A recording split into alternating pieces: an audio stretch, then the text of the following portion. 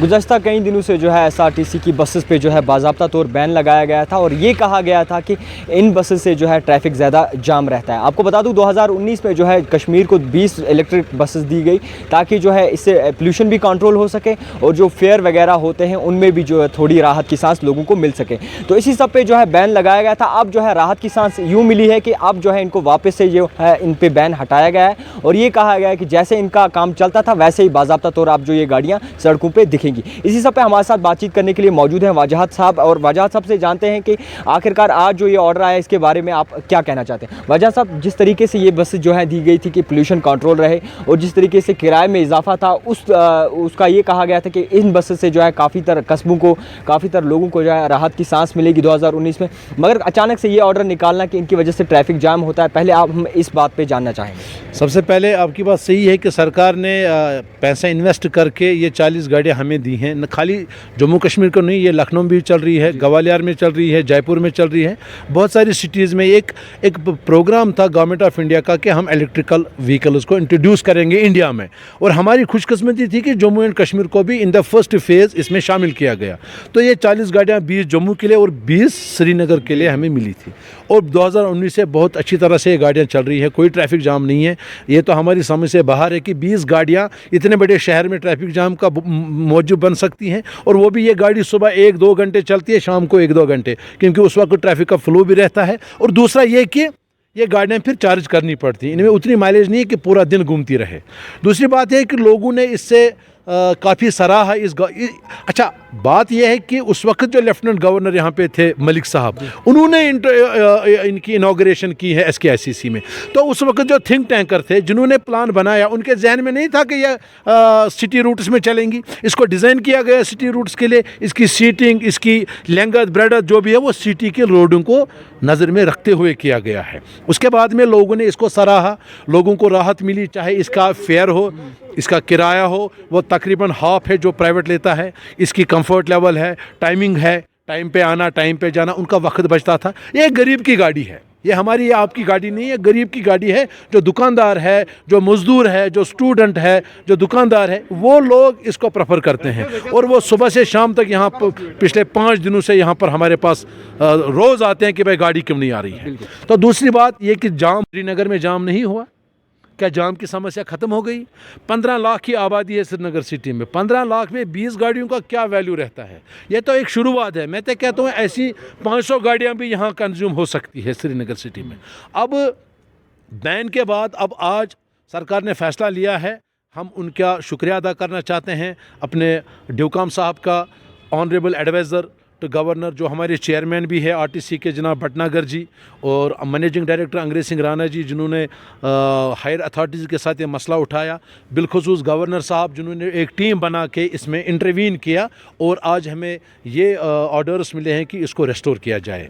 वजाहत साहब, आप पे स्मार्ट सिटी के बड़े बड़े दावे होते हैं, क्या उस स्मार्ट सिटी में ये स्मार्ट बसेस भी नहीं आती क्योंकि इनसे एयर पोल्यूशन भी कंट्रोल होता है और किराए में भी जो है काफ़ी राहत मिलती है? अब देखिए, स्मार्ट सिटी का कंसेप्ट पूरे इंडिया में है। अभी तक तो कोई स्मार्ट सिटी एक सिंबल के तौर पे तो सामने नहीं आई है, लेकिन जहाँ तक आपने कहा कि स्मार्ट सिटी का जो कंसेप्ट है बहुत अच्छा है, होना चाहिए, लेकिन उसमें जो बेसिक ज़रूरत है, एक तो सड़कें, आपका ड्रेनेज, हाँ, दूसरा आपका जो क्या बोलते हैं उसको, गार्बेज सिस्टम। अब देखिए सड़कों पे कितना गंदगी फैली होती है। स्मार्ट सिटी के लिए बस भी एक सेगमेंट है, लेकिन अभी ये लास्ट स्टेज है। पहले आप सड़कें देख लीजिए, अब आप ये देख लीजिए कि स्मार्ट सिटी के लिए अगर यहाँ 1 घंटा बारिश होगी पूरा शहर पानी में डूब जाता है। तो स्मार्ट सिटी का ये भी एक सेगमेंट है, मैं इनकार नहीं करता हूँ, लेकिन हमें देखना पड़ेगा कि जो स्मार्ट सिटी में उन्होंने डायमेंशंस बनाए हैं गाड़ियों के लिए, अगर ये उसको फुलफिल नहीं करता है तो गवर्नमेंट उसके लिए एक फ़ैसला ले ले, हमें कोई एतराज़ नहीं है। लेकिन जब वो स्टेज आएगा तब देखेंगे। अभी इन 20 गाड़ियों को बंद करने से कौन सी स्मार्ट सिटी बनेगी? नहीं, मेरा कहने का मतलब ये है कि इनसे जो है काफ़ी तरह पोल्यूशन भी कंट्रोल होता है, और आज जो हर चीज़ पे बैन है जैसे कि पॉलीथीन पे, तो ये भी उसका एक हिस्सा है। देखिए, मैं आपको ये बताता चलूँ कि इन गाड़ियों से न सिर्फ पोल्यूशन पे कंट्रोल होता है बल्कि ट्रैफिक जाम पे भी कंट्रोल होता है। आपको ये समझने की ज़रूरत है। मैं आपको कहता हूँ, आप स्टडी देखिए, जो इंटरनेशनली स्टडी की है लोगों ने कि ट्रैफिक जाम किस वजह से ख़त्म हो सकता है, वहाँ पे एक ही सोल्यूशन आता है, दैट इज़ पब्लिक ट्रांसपोर्ट।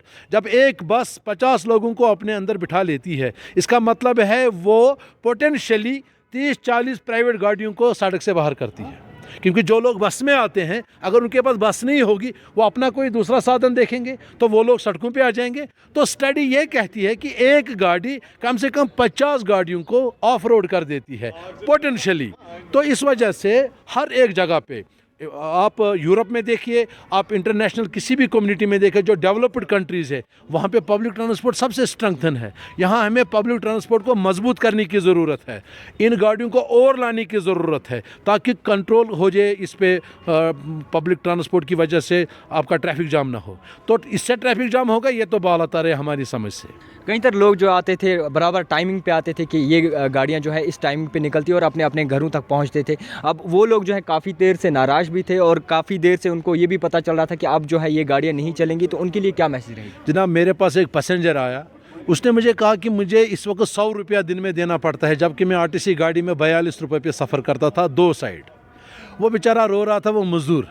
उनकी एक आस है, ये सरकार ने उनके लिए बनाई है, मेरे लिए नहीं बनी। हाँ, मैं इससे रेवेन्यू कमाता हूँ, लेकिन रेवेन्यू के लिए ही खाली ये नहीं है। इस गाड़ी को लोगों को फैसिलिटेट करने के लिए लाया गया था ताकि जो छोटा तबका है, गवर्नमेंट की पॉलिसी होती है वेलफेयर ऑफ पब्लिकन, तो ये वेलफेयर स्टेट का एक कंसेप्ट था कि यहाँ पे लोगों को सहूलियत मिले, सस्ते कम पैसे में उनको बहुत बढ़िया सवारी मिले। तो ये वो काम कर रहे थे, लोग इसका फ़ायदा उठा रहे थे। तो गवर्नमेंट ने जो पैसा इन्वेस्ट किया वो बिल्कुल गरीब तक पहुँच रहा था। तो ऐसी गाड़ी को रोकना मुझे लगता है वो आवाम के साथ ज़्यादती है।